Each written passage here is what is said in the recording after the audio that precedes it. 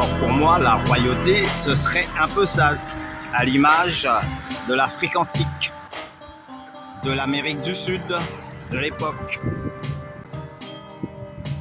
Tu vois à peu près? Que ce soit asiatique, du côté du Cambodge, de la Birmanie, jusqu'en Chine, en passant par le Japon, d'Amérique du Sud, Toltec, Olmec, Inca, Maya, ou d'Afrique, par exemple le royaume de Kush, le royaume des Nok, N-O-K, comme Africa. Et sur le continent européen, à partir, on va dire, du XVIe siècle,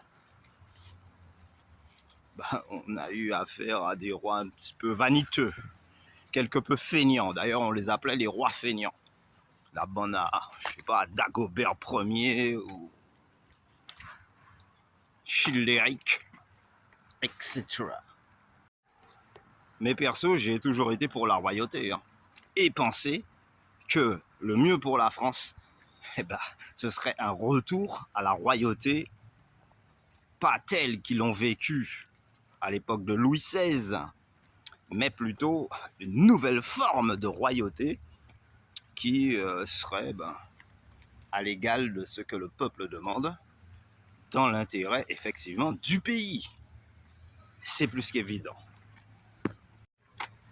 Donc, pour la France, le retour du grand roi. Peut-être pas comme autrefois, avec une touche de temps moderne, comme ça l'est actuellement. Maintenant, on peut parler de la cape, du sceptre, de la couronne et du trône, certes, mais il faut savoir que si tu votes, cela veut dire que tu n'es pas dans une monarchie absolue, puisque les rois à l'époque étaient élus à vie et nommés en fonction d'une lignée familiale. Là, tu votes et tu as la capacité de le mettre sur un fauteuil éjectable. Un simple mandat révocatoire. Ouais, à partir du moment que tu votes, du moment que tu as la possibilité, au cours du mandat, par exemple de 5 ans, au bout de 2 ans, si tu vois que le gars, il n'est pas sérieux dans ce qu'il a promis ou dans ce qu'il faut faire, tu as la possibilité de l'éjecter et de passer un nouveau vote. Donc on n'est pas du tout dans une monarchie absolue où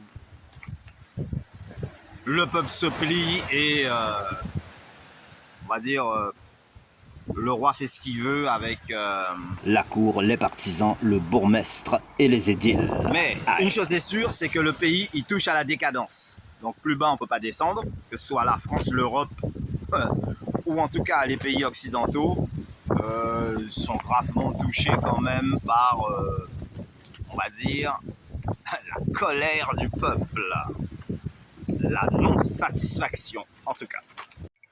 Alors si on veut un vrai changement avec des lignes de perspective d'avenir objectives, il y a intérêt de se secouer et faire en sorte de voter pour la bonne personne. Yoaï, c'est un candidat indépendant autonome qui a établi un programme économique qui sorte la France de la dette pesante, lourde et écrasante à cause d'une mauvaise gestion, en particulier des traités européens qui sont plus en faveur de l'Allemagne, des pays scandinaves que pour la France. Et évidemment, en temps de guerre ou en temps de paix, c'est le peuple français qui trinque et qui paie. À tort et à travers, sans aucun retour positif derrière.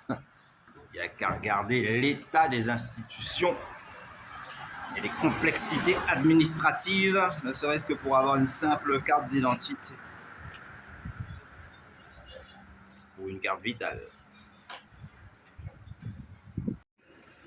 C'est bien ça, tracer des perspectives d'avenir pour sortir le pays dans l'ornière, dans le marécage à laquelle ces messieurs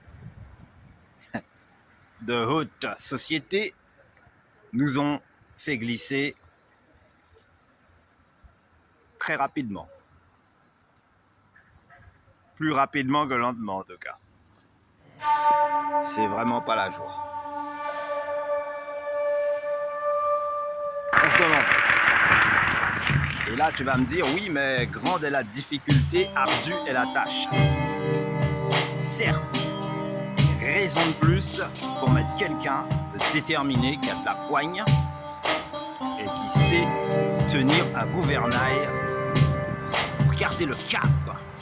Is that right? Voilà. Alors en dehors de l'homme d'État, il faut aussi le programme qui va avec.